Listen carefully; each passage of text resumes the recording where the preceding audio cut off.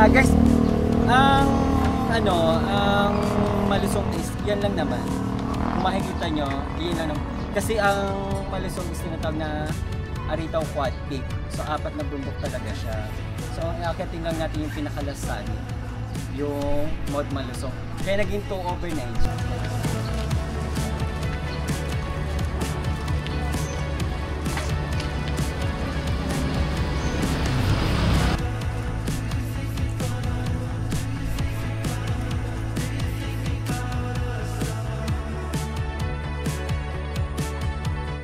So, asan tayo ngayon? Dito tayo ngayon sa Aritaw. Pag-aakyatin ang Mount Malusong day hike.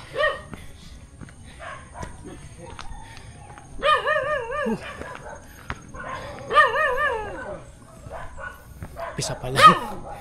Ayoko na. Hindi, joke lang.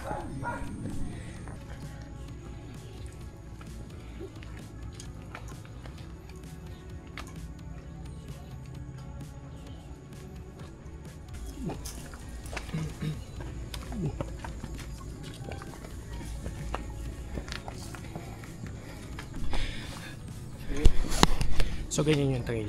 First trail nito ahon kagad. So kaya yan. Doon tayo galing. So sabayan niyo ako. Kitin natin itong trail na to.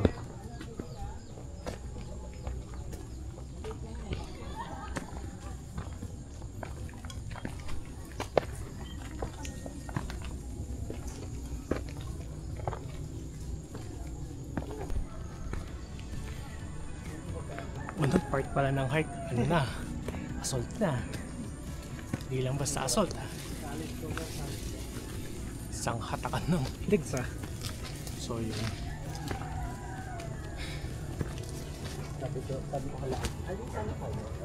Init.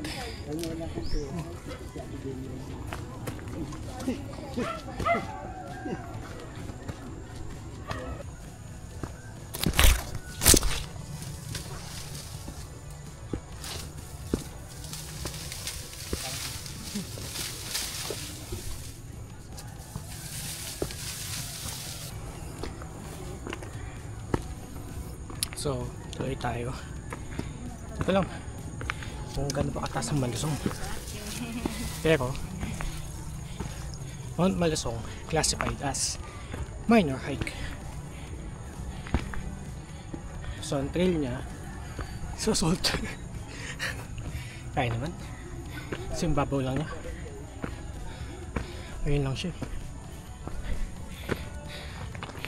Ano natin kailangan pagod. Relax lang tayo sa hike.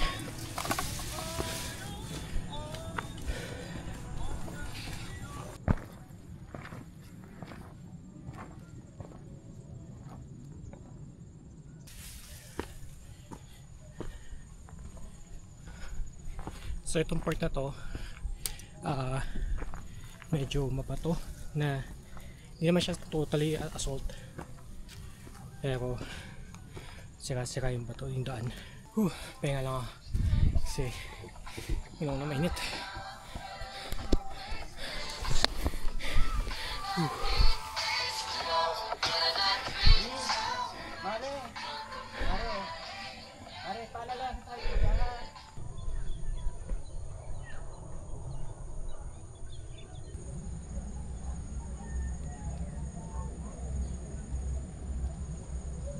So yun, ganda ng likod no, paglingon ko nakakamangha.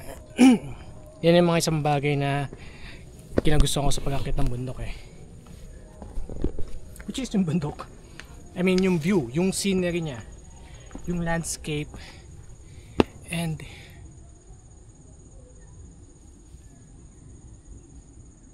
yun, yung katahimikan, yung ma-feel mo yung nature, yung mga ibon, yung mga kung ano naman mga tumutunog, sarap sa tenga niya. Yan yung rason, isa sa mga rason beta umakyat. So gumamit ako ng tungkod kasi gusto ko pa mag-hike at ayoko ma-injured. So iwas injured tayo, injury. malaking tulong ang tungkod sa pag-hike. Lalo na kung may sumasakit sa paanan mo or hindi na ganoon ka-stable yung trail. May mga bato-bato na nalalaglag ganun, or lubak-lubak. Malaking tulong tong tungkod. Kaya isa yan sa mga kailangan. Pagod. Pagod na ako kasi yung init. Daan-daan lagi tayo sa pag-hike. Sa mababa lang naman siya. Sadyang bilang tayo pinalad sa endurance tsaka sa legs. Pero tanaw ko na Mount Malusong. Let's go.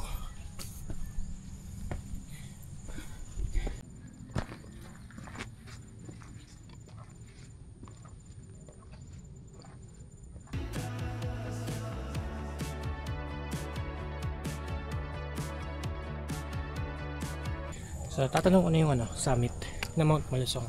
Baba lang talaga niya. Siguro 30 minutes kaya na siya. Sadyang isang matinding assault lang yung trail. Tapos after nun paahon pa din pero hindi na siya assault. So butas-butas lang yung daan. Nakahilo kasi yung init. Yun lang. Sa panahon din. Pero buti na lang, maganda yung panahon at hindi umulan. Kasi kung umulan naman, mas mahirap pumakyat.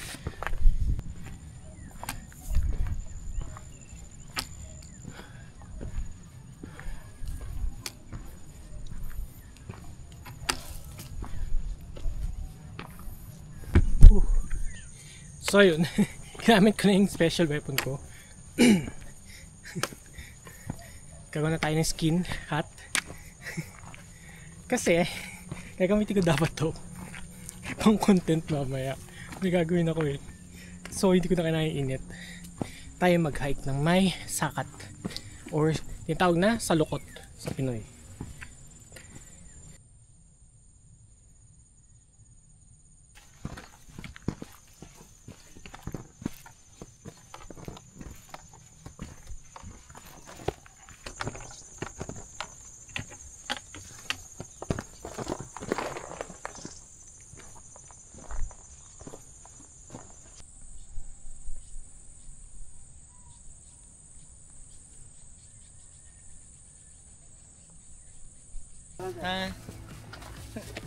Kaya malapit ka ba? Tinatanong. Hoy, minomotivate ko siya. Shortcut na nga yung natin. Minomotivate ko, malapit na, di ba? Shortcut na nga yung hike natin, no? Last summit agad. Ginagaslight ko lang siya, ayaw mo. Last summit na agad. Ano summit na? May malapit na po. Last summit na nga yung hike natin. Shortcut na natin. So medyo malapit-lapit na yata tayo. Yun yung view. Makikita nyo. Ganda, no? Sa likod. Parang siyang tinatawag sa New Zealand. Ingat.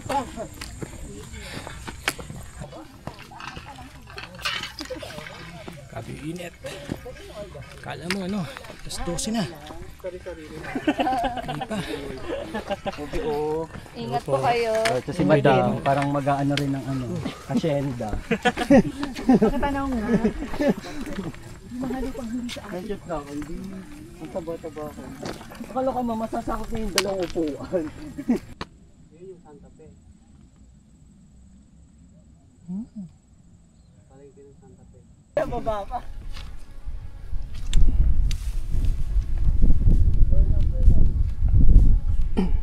So ganyan mag-alaga yung namin ko, or 'di ba? Si Boss Moy. Kaya Gora na B. Doon kayo sa Gora na B, yan, meron taga-pamasahe. Diba? Lagaan ka talaga.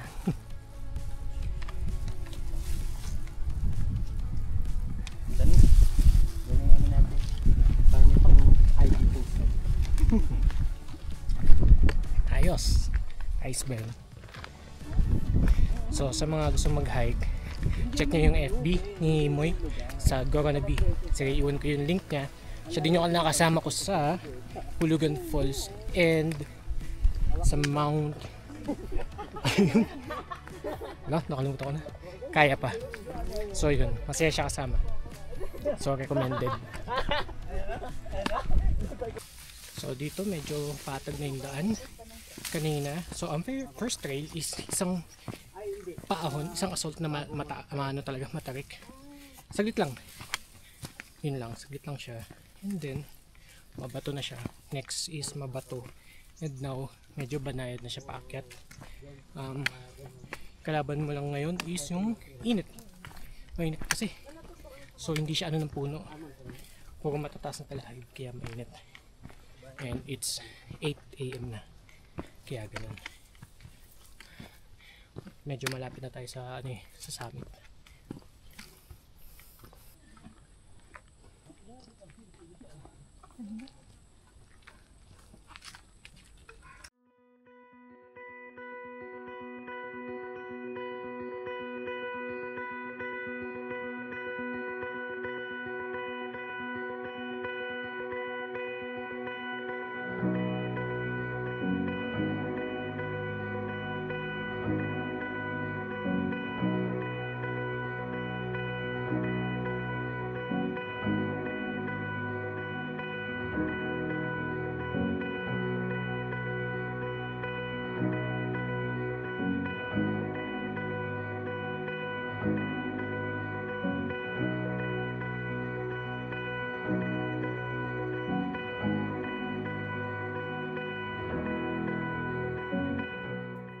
Dito tayo sa summit ng Mount Malusong.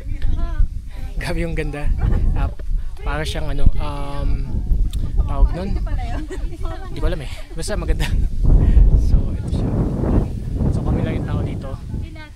Solo namin sa summit. Mainit nga lang. Pero worth siya. Isang buong paahon yung aakitin mo lang dito papuntang sa kita mo 360 view. Ay hindi siya gano'n ka 360 view, sorry. Makikita niya sa sa drone. Ganda. Diba? So, Mount Malusong conquered. Sadyang mabilis lang talaga yung yung vlog kasi saglit lang naman yung hike eh. So, tuloy-tuloy tayo mamaya. Pupunta sa may Imogan Falls. Yun, tara. So pupunta tayo ngayon sa Imogan Falls. Yun yung ating side trip. So tara. Taga na ako. Mag-pictorial tayo. Ewan ko ano pang gawin ko. Pagod ako bigla kahit na minor hike lang yung ginawa ko. Tagal kong hindi nag-hike eh. After nung Tapulaw ay nung Pape. So maganda naman dito.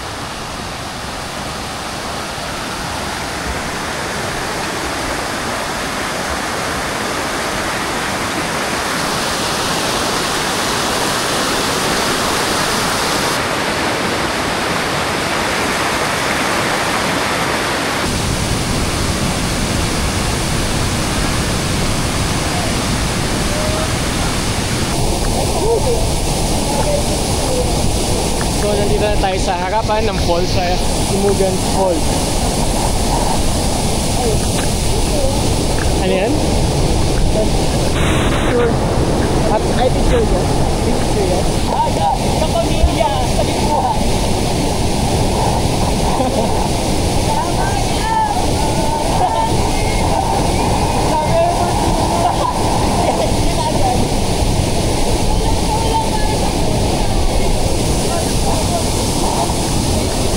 Wait lang. Mali yung ikot ko.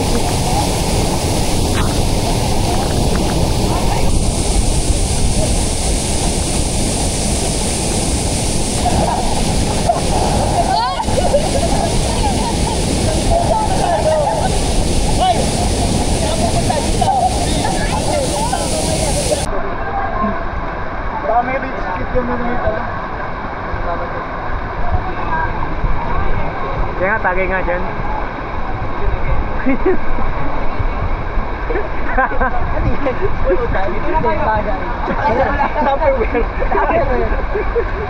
Ay, ano yan? Lock and lock yan.